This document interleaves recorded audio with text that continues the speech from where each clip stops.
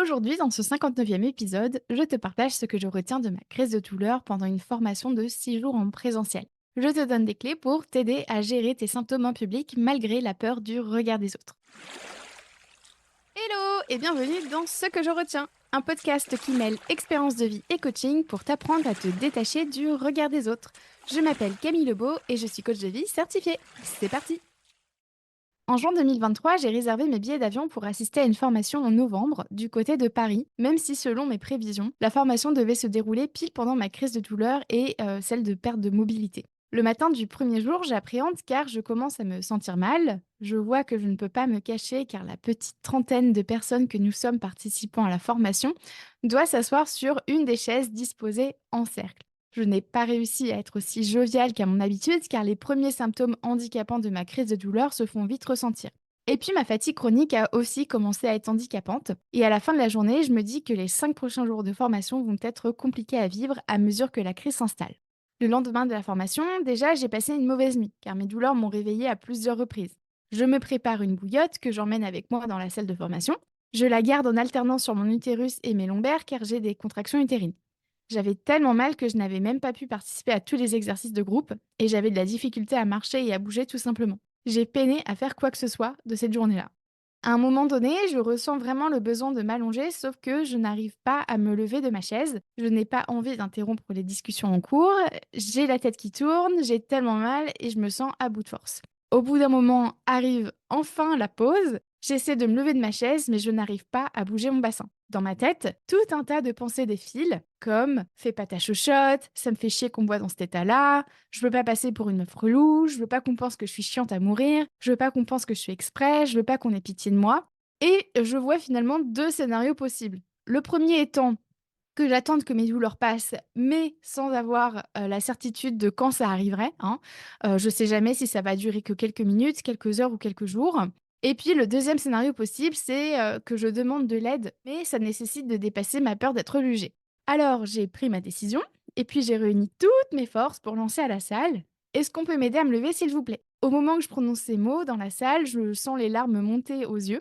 Et une partie de moi a honte d'avoir perdu ma mobilité et mon autonomie. Mes deux voisines de chaise s'empressent de m'attraper chacune un bras, mais ne parviennent pas à me soulever. Je leur dis que je vais avoir besoin de plus de personnes pour me redresser. Et à ce moment-là, il y a 4 personnes qui viennent, dont 2 mecs très musclés. Je leur dis qu'ils doivent me soulever intégralement, que je n'arrive plus à bouger. C'est alors que ces 4 personnes me soulèvent et que j'arrive à être en position debout. Hourra! À ce moment-là, je me sens vraiment vulnérable. La première pensée qui me vient, c'est d'ailleurs: «Je suis tellement grosse qu'il aura fallu 4 personnes, dont 2 mecs ultra baraqués pour me soulever». Je suis vraiment pas fière, hein, d'avoir eu cette pensée grossophobe à mon égard et en même temps, je ressens aussi beaucoup de gratitude pour ces personnes d'avoir eu envie de m'aider à prendre soin de moi, sans rien en retour.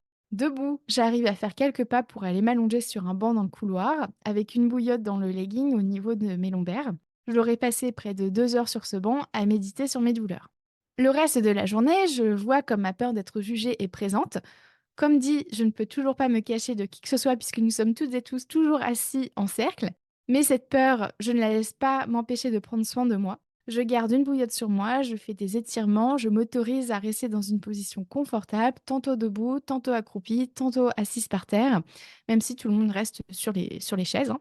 Les jours suivants, mes symptômes diminuent, mais ma peur d'être jugée persiste encore. Je vais mieux, mais je me dis: «Et si on pense que j'ai fait semblant?» Lors de la fin de la 6e et dernière journée de formation, plusieurs personnes m'ont dit avoir été bluffées de voir à quel point j'arrivais à prendre soin de moi en public, que jamais elles n'auraient osé le faire par peur du regard extérieur. Ce à quoi j'ai répondu que moi aussi j'avais eu peur à plusieurs reprises de passer pour une meuf associable et chiante, bien que ma priorité numéro un dans ma vie, c'était mon bien-être physique et mental.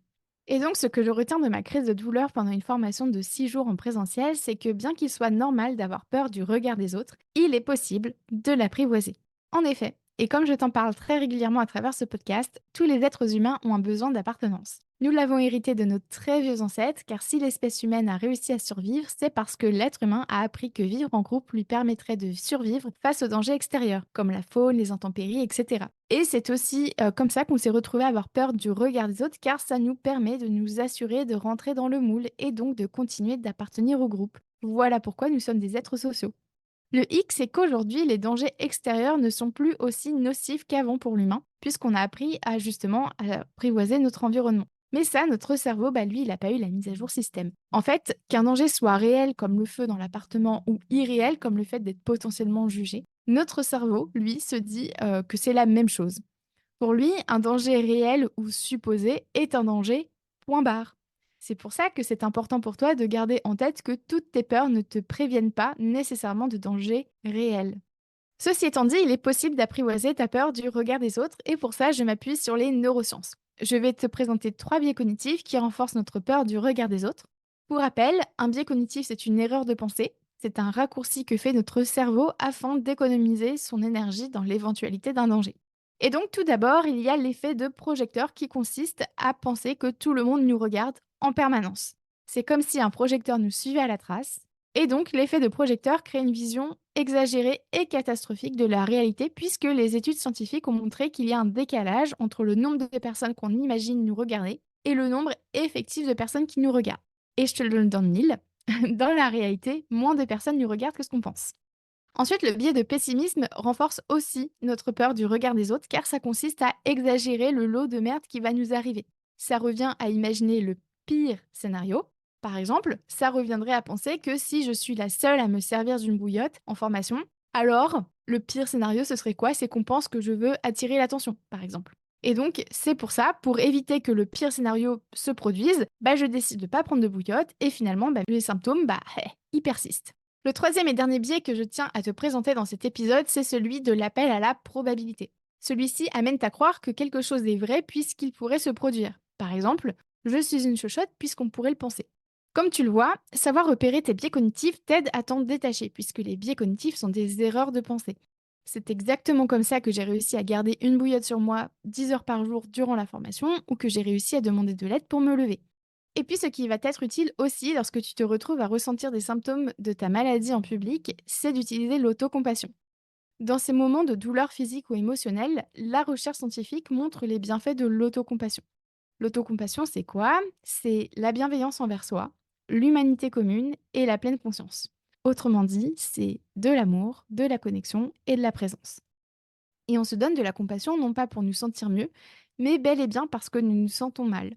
Autrement dit, c'est le fait d'être gentil avec soi quand on souffre. C'est comme un ami qui est là, dans les bons et dans les mauvais moments, coûte que coûte. Ça fait du bien de se sentir soutenu et ça permet de ressentir aussi une sécurité intérieure. Et donc, si toi aussi tu souhaites apprendre à gérer tes symptômes en public malgré la peur du regard des autres, voici ce que je te propose. Tout d'abord, je t'invite à cultiver la pleine conscience. Donc, demande-toi comment je me sens.